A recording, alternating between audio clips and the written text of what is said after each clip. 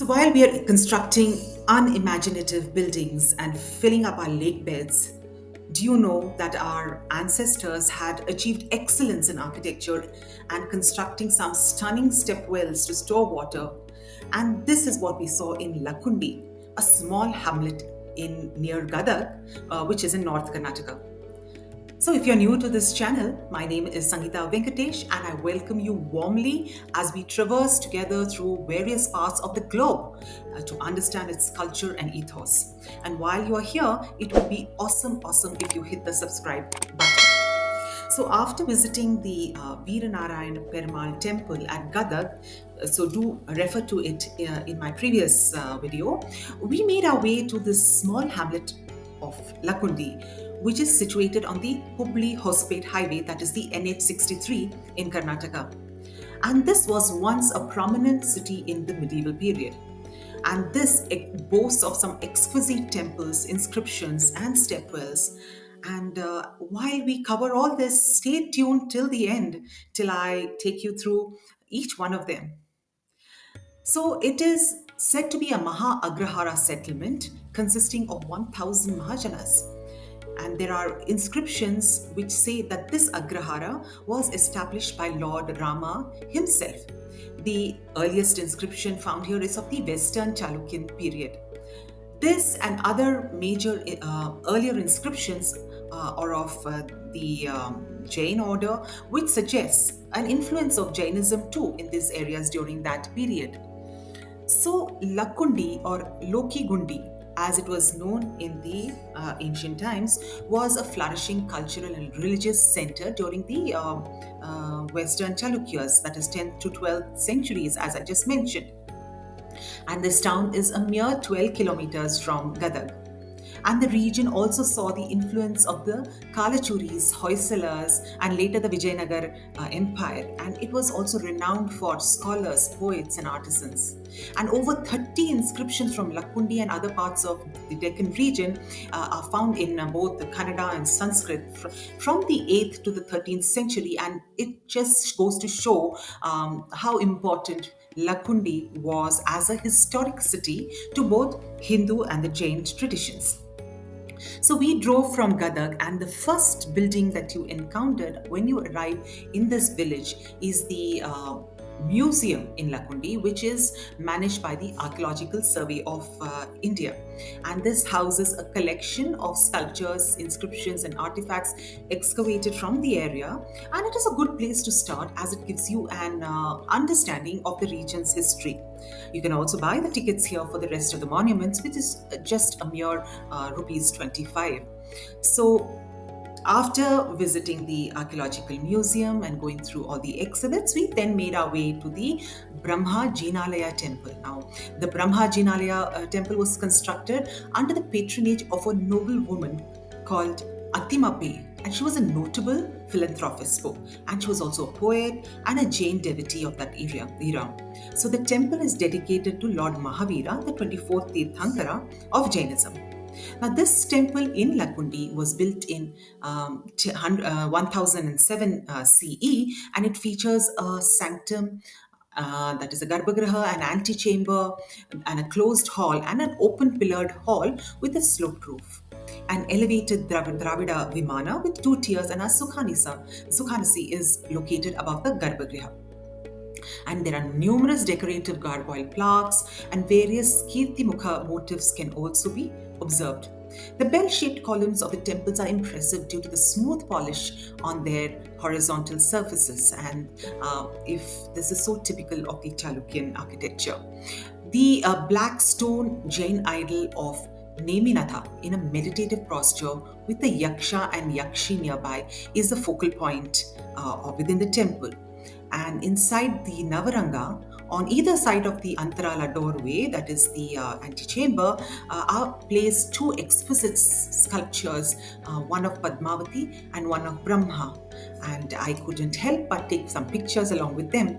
Now, Brahma is shown standing in the Sambhanga posture. He's shown with his 4 heads and 4 hands.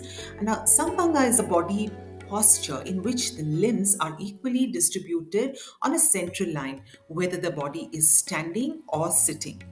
Okay, so it is one of the three type of bhangas or inflections of the body in the ancient Indian science of Shilpa Shastra or architecture. So it's no doubt, it's a beautiful architectural building. So perhaps because of this image, the temple is known as the Brahma Jinalaya.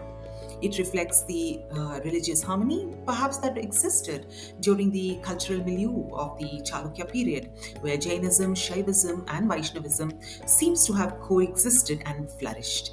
But the Shikhara of the temple is beautiful, and there is another small temple on the north of the main temple, but you find that the mandapa of the temple has not survived, and you also find there an image of Mahavira, unfortunately without a head, and that has been placed over the platform of the mandapa. Now the shikhara of the temple is also lost. So after spending some time at the Brahma Jinalaya temple, we made our way, and your next stop also should be the Nanneshwara Temple. Now the temple stands on a jagati or a raised platform, and we had to climb our way up. And according to the historian Mr. Kamath, these features are standard in a typical later Chalukya temple. And this was constructed in the 11th century, and the temple features a simple yet elegant layout with a sanctum, that is the Garbhagriha, a closed hall, that is the Mantapa, and a stepped pyramidal Shikhara, which is the tower. Now the temple is built using finely carved soapstone, and its walls are adorned with intricate carving of deities, floral patterns, and geometric motifs. And the use of soapstone is a Chalukyan architectural innovation, popular in the 12th and the 13th century Chalukya as well as the Hoysala constructions. Now the exterior wall of the temple is decorated with pilasters and the Devakoshtas. Now Devakoshta is a term used to describe the many niche figures found in the early Chola architecture. And so then the next stop that we made was the beautiful Kashi Vishweshwara Temple. And now this temple is close to just opposite the previous temple, that is the Nanneshwara Temple, and it is one of the best illustrations of a fully developed Kalyani Chalukya style of architecture. Now the temple is dated between 11th century to about mid 12th century. Now, the colonial era historians and archaeologists have done a lot of work in understanding these temples, and historians such as James Campbell and Henry Cousens, led by the hypothesis of Colonel Meadows Taylor, who was a prolific writer on the history of South India, suggested two periods of construction. Now, the first completion was by the 11th century, and then there was a partial destruction by the Cholas, and followed by a reconstruction sometime in the 12th century by the Chalukyas. Now, this is a double-shrined temple, that is a Dvikuta, one that is coaxially aligned. The larger shrine faces the east and is dedicated to Shiva, who is Kashi Vishweshwara or Kashi Vishwanatha. Now, the somewhat smaller shrine is dedicated to the sun god or Suryanarayana. Of course, we could not find the idol there. And there are carvings and more carvings, and I loved that the one that represented the Dashamahavidyas, which are, and I made a small shot about the Dashamahavidyas. If in case you know what they are, they are the Shakti forms of Shakti. So do have a look. Do scroll into my channel and find out all about it. Now the entrance on the south is an exquisite piece of art and style, and it's very elaborately carved and designed. Now each door jump has 8 shakas with a pilaster in the middle. On either side at the bottom are shown 9 guardians or Dwarapalas, and you can see a carving of Gajalakshmi on the Lalita Bimba, which is the central panel of the door frame of the entrance to the sanctum. Now above the lintel are arranged 11 or 12 male figures, each representing the 11 Rudras and 12 Adityas, that is, out of which only 3 have survived. So there are there's so much that that can be described about the technical parts of the architecture, but here I will keep it really brief because we need to, otherwise it just gets too technical if you do not have an understanding about the architecture. So, but however, an important feature is the presence of the Kirti Mukha that I also mentioned earlier, that is the face of the glory that are depicted on the Vimana or the tower of the sanctum, in many temples actually in this place. Now, Kirti Mukha is a fierce face, with a gaping mouth, and this concept is usually found in the Shiva temples, but in Lakkundi, the Jaina temple also has Kirti Mukhas in various wide variety of styles. Next, you can also visit the Naganatha temple, which is under the Archaeological Survey of India, but there are many others which are actually under repair. Some are, kind of dilapidated condition. But for now, I will take you to the Musikina Bavi and the adjoining Manikeshwara temple.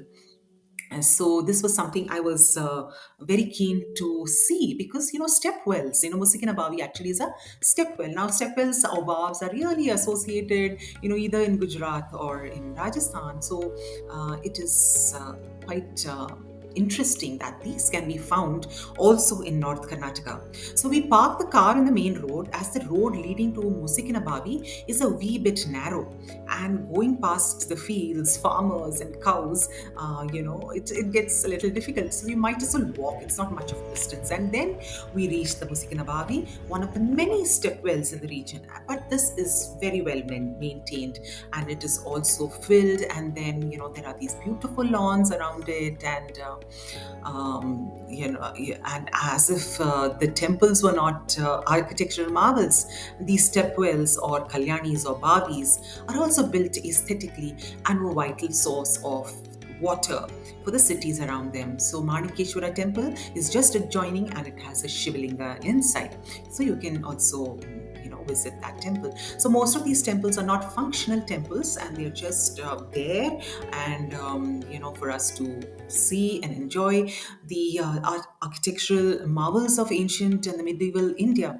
So which we hope will be preserved for the times to come and for time immemorial. So I hope you enjoyed this video and the North Karnataka series, and let me know in the comments if I've encouraged you to go and see it. Of course, as usual, I will request all visitors not to litter and keep plastic or go on eating, because these things actually reach the animals in rural India, which is just not right, and you'll be poisoning them. So it would be great if you hit the like and subscribe button too. That would be so encouraging for me. So until next time, it's Namaste from me, Sangeeta Venkatesh. Keep sojourning with me and be magnificent.